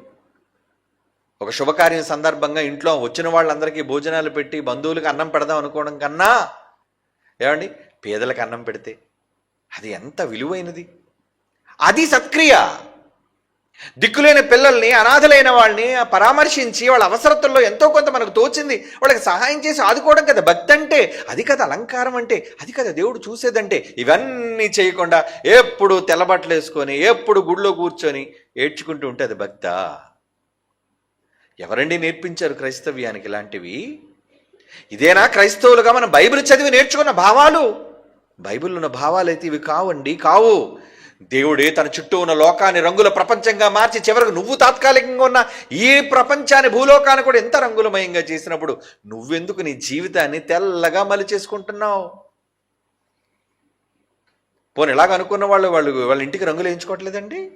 ఏండి, మేము తెల్ల బట్టలు వేసుకుంటామండి, తెల్ల రంగులు నిషేధించి తెల్ల మాత్రమే వేసుకొని మిగతా రంగులు నిషేధిస్తా అన్నాడు. కూర ఎర్రగా లేకపోతే వీడికి మనసు మండిపోద్దండి. తెల్లగా కూర చేసి ఇచ్చింది అనుకోండి, కారం వేయకుండా భార్య ఉప్పేసి ఏమంటాడు? గంజాన్నం పెట్టావేంటి? మీరు సేవకులు కదండి, తెల్లబట్టలు కోరుకునేవాళ్ళు. తెల్లటి గంజాన్నం తినండి అంటే తింటాడా? తిండే. నువ్వు తినే అన్నంలో రంగులు కావాలి, నువ్వు ఉన్న ఇల్లు రంగులుగా కనబడాలి. అవునా? అన్నీ నీకు రంగులు కావాలి. దేవుడి దగ్గరికి వచ్చేసరికి తీసే రంగులన్నీ తీసే. అయ్యో సోదరా, ఏంటి నువ్వు చేస్తున్న పని? ఎందుకు సంఘాన్ని అనవసరంగా వాళ్ళకు రంగులు వేసుకోవాలని, రంగులు పెట్టుకోవాలని, ఎంతో అందంగా వాళ్ళు అలంకరించుకోవాలనుకుంటున్నప్పుడు ఎందుకు దానికి అభ్యంతరకరంగా మారుతున్నా? అది నాది అలంకారం కాదు కదా. దేవుడు అన్నాడు కదా, బయట అలంకారం నేను చూడను ఆయన, సత్క్రియలు అనే గుణం అనే అక్షయ అలంకారం కదా నేను చూసేది. అసలు రంగులే వద్దు, రంగులే నిషేధించాలి. వద్దరా, క్రైస్తవ్యం పునర్పరిశీలించాలి వీటన్నిటినీ. ఎప్పటి వరకు ఎవరో చెప్పిన సిద్ధాంతాలు, ఎవరో చెప్పిన విధానాల్లో క్రైస్తవ్యం వెళ్ళిపోతుంది. వద్దు, ఆగండి ఒకసారి. బైబిల్ చూడండి, పూర్తిగా ప్రసంగం వినండి. అరకొర మాటలు వినేసి ఎవరో షార్ట్ చేసి అన్నది పెట్టేగానే గొప్ప చెప్పావు లేవయ్యా అండం కాదు. పూర్తిగా మొదటి నుంచి తల నుంచి తోక వరకు చూడు, విను. అప్పుడు నువ్వు ఈ రెఫరెన్స్లన్నీ చూసిన తర్వాత, విన్న తర్వాత, బైబిల్ అంతా చదివిన తర్వాత అప్పుడు నీకు అవగాహన వస్తుంది. ఏదైనా సరే ఏది అర్థం చేసుకోకుండా, ఏది తెలుసుకోకుండా అయితే తెలుపేసుకున్న వాళ్ళు తప్ప అంటే, తెలుపేసుకున్న వాళ్ళు తప్ప అని నేను అనటం లేదు. తెలుపును నిషేధించి, తెలుపును మాత్రమే ఆమోదించి మిగతా రంగులను నిషేధించడం తప్పు అంటున్నాను. అది మిగతా వాళ్ళందరిపైన రుద్దడం తప్పు అంటున్నాను. ఉండనివ్వండి, లెట్ దెమ్ బి కలర్ఫుల్, రంగుమయంగా ఉండనివ్వండి. నిజంగా మన భారతదేశంలో సంక్రాంతి వచ్చేసరికి వీధులన్నీ రంగులతో నిండిపోతుంటే, నువ్వు ముగ్గులు వేసుకొని మంచి రకాల రంగులు తీసుకొచ్చి చక్కగా అలంకరణ చూడగానే, అన్ని రంగులు చూడగానే మనసుకు ఎంతో తెలియని ఒక ఆహ్లాదం. దేవుని పిల్లలారా, మీరు తినే ఆహారంలో రంగులు ఉన్నప్పుడు, మీరు ఆస్వాదించే చూపులో రంగులను కోరుకుంటున్నప్పుడు, మీ వంటి మీద వేసుకునే బట్టలు కూడా రంగుల బట్టలు కోరుకోవాలి. చాలామంది ఆశలను చంపేసుకుంటారండి. ఏమో అండి, రంగు బట్టలు వేసుకుంటే తప్పేమోనండి. No no no. క్రైస్తవ స్త్రీలారా, క్రైస్తవ పురుషులారా, మీరు రంగు బట్టలు వాడటం అనేది ఏ తప్పు కాదు బైబిల్ ప్రకారంగా. ముఖ్యంగా సేవకులైన వారు కూడా తెల్లని బట్టలు మాత్రమే వాడి ఇతర రంగు బట్టలు నిషేధించడం కూడా తప్పు కాదరా. అంటే మీరు నచ్చిన బట్టలు రంగులు వేసుకోండి, రంగుల దుస్తులు వేసుకోవడం తప్పు కాదు. మరి ఏది తప్పు దేవుని దృష్టికి? గుణం. మన క్రియలు మలినమై ఉంటే, మన స్వభావం మలినమై ఉంటే అది మార్చుకోవాలి. అది అలంకారంగా దేవుడు చూస్తాడు. సత్క్రియల చేత మళ్ళీ మనం అలంకరించుకోవాలి. మంచి పనులను దేవుడి కోసం చేసి మనం దేవుని దృష్టిలో మెప్పు పొందిన వారంగా ఉండాలి. వీటన్నిటి గురించి మనం ఆలోచించకుండా మనుషులు పెట్టే వ్యర్థమైన పద్ధతులు, ఆచారాలు, వీటన్నిటికీ ఈరోజు క్రైస్తవ్యం కట్టుబడిపోయిందండి. వద్దర్రా. నలుపు బట్టలు వేసుకుంటారా? వేసుకోండి. మల్టీ కలర్ వేసుకుంటారా? వేసుకోండి. మీకు నచ్చిన రంగు వేసుకోండి. సభ్యవంతంగా, సంస్కారవంతంగా, ఏదైనా గౌరవప్రదమైనది ఏదని ఏ రంగు అయినా మీరు వాడండి, తప్పులేదు. అంతేగాని క్రైస్తవ్యంలో పవిత్ర అనగానే తెలుపు బట్టలు మాత్రమే ఆమోదించబడినవి, రంగు బట్టలన్నీ నిషేధింపబడినవి ఇలా అనుకోవడం వల్లనేనండి ఎన్నో సమస్యలు ఈరోజు క్రైస్తవ్యాన్ని అందరినీ దూషిస్తున్నారు, వేలెత్తి చూపిస్తున్నారు. మీ బైబిల్ అంటే ఎలాంటిదిరా? బట్టలు వేసుకొనివ్వరు, రంగులు వాడనివ్వరు, పూలు పెట్టుకోనివ్వరు, అలంకరించుకోనివ్వరు. ఏం క్రైస్తవ్యం రా మీ క్రైస్తవ్యని? ఏమండి, దేవుణ్ణి అనరాని మాటలు అంటున్నారు కదా. ఇలాగైనా మీరు వారిని మార్చేది? బైబిల్లో సత్యాలు అసత్యాలు తెలియకుండా ఎందుకండి మారాల్సిన సోదరులను కూడా, హైందవ సోదరులను కూడా మారనివ్వకుండా అభ్యంతరపరుస్తున్నారు? ఎందుకు? వద్దు. పూర్తిగా అవగాహన చేసుకున్న తరువాత అప్పుడు కదా మనం మాట్లాడాలి. ఎవరో చెప్పిన సిద్ధాంతాలకు మనం కట్టుబడిపోయి, లేదమ్మా మేము తెల్లబట్టలే వేసుకుంటామమ్మా, మేము పూలు పెట్టుకోమమ్మా, మేము అలంకరించుకోమమ్మా, అదేంటిది, మేము గాజులు వేసుకోమమ్మా, మేము నగలు ధరించుకోమమ్మా, వద్దర్రా క్రైస్తవ సోదరులారా. బైబిల్ను బట్టి ఇది కాదు అలంకారం అంటే, వెలుపటి అలంకారం. ఇది దేవుడు లెక్కించనిది. అలాంటప్పుడు మా నలుగురితో ఉన్నప్పుడు వాళ్ళతో పాటు కలిసి నువ్వు కూడా వాళ్ళతో పాటు ఉంటే రేపొద్దున నీ దగ్గరకు వచ్చి నువ్వు చెప్పే మంచిని విని నేర్చుకుని మారే అవకాశం ఇంకా ఎక్కువ ఉంటుంది కదా. ఎందుకు ఈరోజు మన చుట్టూ ఉన్న సమాజాన్ని శత్రు సమాజంగా మార్చుకోవటం? అందులో ఎక్కడో ఒకరంటే దాన్ని 100 రెట్లు కోట్ల రెట్లుగా దాన్ని మార్చి ఈరోజు సోషల్ మీడియాలో దారుణంగా మాట్లాడి తెలియని అమాయకులను కూడా రెచ్చగొట్టి, ఇదిగోండి క్రైస్తవం అంటే ఇంతేనండి, రంగులు వేసుకునేవారండి, రంగులు బట్టలు కట్టుకునేవారండి, అలంకరించుకునేవారండి, ఏది వద్దంటారండి బాబు. పోనీ లేవని మంచోళ్ళా? ఎంత అవమానకరం. క్రైస్తవ్యం మీద ఎంత బురద జల్లుతున్నారు, బైబిల్ మీద ఎంత బురద జల్లుతున్నారు. అందరినీ ప్రేమించే కరుణామయుడైన యేసుప్రభువును కూడా తప్పు పట్టేటట్లుగా మన ప్రసంగాలు, మన ఆలోచనలు, మన క్రియలు, మన పద్ధతులు, మన ఆచారాలు ఈరోజు వాళ్ళకి కనబడుతున్నాయి. వద్దు. ప్రేమతో, సమాధానంతో అందరినీ గెలుచుకొనవలసిన వారంగా మనం ఉన్నాం. తొందరపడి మాట్లాడడం ఎందుకు? అవకాశం వచ్చింది కదని ఎదుటి వాళ్ళని దూషించడం ఎందుకు? నీ బైబిల్ గొప్పతనం ఏంటో, నువ్వు నమ్మిన ధర్మం యొక్క గొప్పతనం ఏంటో నువ్వు చెప్పు, తప్పులేదు. కాదంటే వాడిని ఎదిరించి నువ్వు మాట్లాడు, ఒప్పించడానికి ప్రయత్నించేయి. అంతేగాని ఎవరో ఏదో ధరించుకున్నంత మాత్రాన రంగు బట్టలు వేసుకున్న వాళ్ళు చెడ్డోళ్ళ? పూలు పెట్టుకున్న వాళ్ళందరూ కూడా బజారు మనుషులా? కాదు కదా. కాదండి. పూలు కావు నీ వ్యక్తిత్వాన్ని చెప్పేవి, రంగుబట్టలు కావు నీ స్వభావాన్ని చెప్పేవి, నీ గుణం, నీ క్రియలు. తెల్లని బట్టలు వేసుకుని కూడా దుష్ట పనులు చేస్తే ఏమనాలి వాడిని? క్రిమినల్. నల్ల బట్టలు వేసుకుని కూడా పవిత్రమైన పని చేసి ఎన్నో త్యాగాలు చేస్తే వాడు నలుపేసుకున్నందుకు చెడ్డోడు కాదండి. ఈజ్ ఎ గ్రేట్ మ్యాన్, మంచి వ్యక్తి. వాడు వేసుకున్న రంగును బట్టి కాదు నువ్వు వాడిని నేరస్తుడిగా చూచేది, తప్పు పట్టేది. కనుక మనిషి యొక్క వ్యక్తిత్వాన్ని చెప్పేవి కావు రంగులు, మనిషి యొక్క గుణాన్ని, నైజాన్ని చెప్పేవి కాదు మీరు వేసుకునే అలంకారాలు, పూలు, ఇవన్నీ వస్త్రాలు కావు. క్రైస్తవ్యం అనగానే ఏదో తెలుపుకు అతుక్కుపోయిందండి, క్రైస్తవ్యం అనగా తెలుపుకు ముద్ర అండి, క్రైస్తవ్యం అనగానే అన్నిటిని త్యజించి తెలుపులోనే ఉండాలండి. కాదు. అది కేవలం ఇప్పటివరకు తప్పుడు విధానాల్లో, తప్పుడు సిద్ధాంతాల్లో మనల్ని నడిపించిన మన ముందరి తరం వాళ్ళు చేసిన తప్పది. సరిచేసుకోవాలి. ఎప్పటికైనా మనమంతా సరిచేసుకొని మంచి విధానంలో పొరుగువారితో సత్సంబంధాన్ని కలిగి మనం ముందుకు వెళ్ళవలసిన వాళ్ళంగా ఉన్నామండి. ఇకపోతే చివరిగా కొన్ని మాటలు చదువుకొని ముగించుకుందాం. ప్రకటన గ్రంథం 21వ అధ్యాయం 19 నుంచి చూస్తే ఏమంటున్నాడు చూడండి. ఆ మహాలోకపు అలంకారం గురించి ఏమైనా మాట్లాడుతున్నాడు. ప్రకటన గ్రంథం 21:19 నుంచి,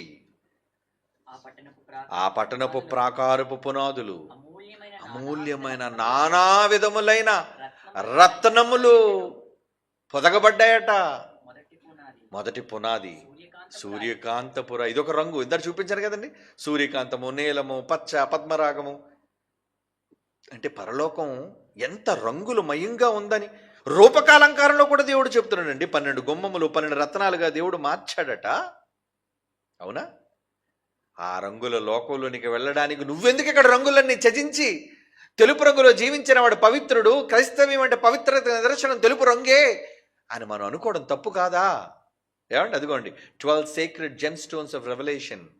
ప్రకటన గ్రంథంలో ఇప్పుడు మీరు చదువుతున్న ఈ మాటల్లో చూపబడిన వివరండి. జాస్పర్, సెఫైర్, ఎమరాల్డ్, సార్డిస్, క్రిసలైట్, చూసారు? ఇవన్నీ టొపాజ్, జెసంత్, ఇవన్నీ కూడా రకరకాల రాళ్ళు, రంగురాళ్ళు, వజ్రాలు, దేవుడే ప్రకృతిలో చేసినవి. ఇంత అందంగా చూడండి. ఒక రంగు ఇంకో రంగుతో మ్యాచ్ అయినట్లేదు, చూసారా? అదండి దేవుని సృష్టి. వీటితోనే 12 గుమ్మాలు వేసాడండి. పరలోకం అంటే ఎంత కలర్ఫుల్గా ఉంటుంది చెప్పండి. పరలోకంలో అడుగు పెట్టగానే మల్టీ కలర్లో కనబడుతుంటుందండి. తెల్లసొన్న వేసినట్టు ఉండదు. దేవుని పిల్లలారా, అపార్థం చేసుకోకండి. చివరిగా ఈ మాట చదువుదాం. ఇర్మియా గ్రంథం 17వ అధ్యాయం 10వ వచనం.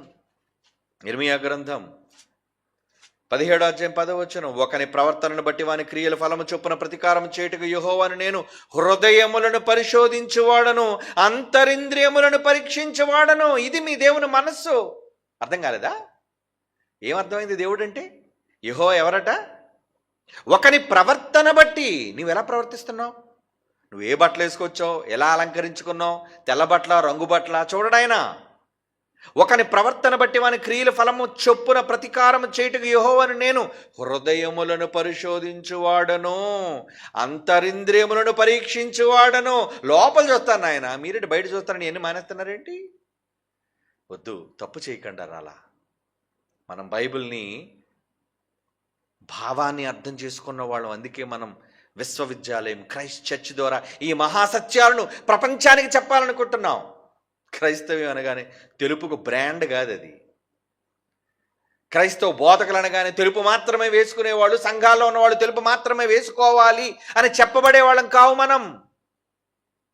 విశాల హృదయంతో దేవుని యొక్క మనస్సులోనికి తొంగి చూచి ఆయన భావాలేంటో అర్థం చేసుకొని సమాజానికి ఉన్నవి ఉన్నట్టుగా చెప్పేవాళ్ళం.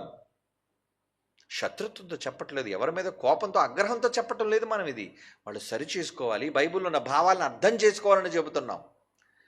మనుషులు పెట్టే పద్ధతులు పారంపర్యాచారాలు కావు.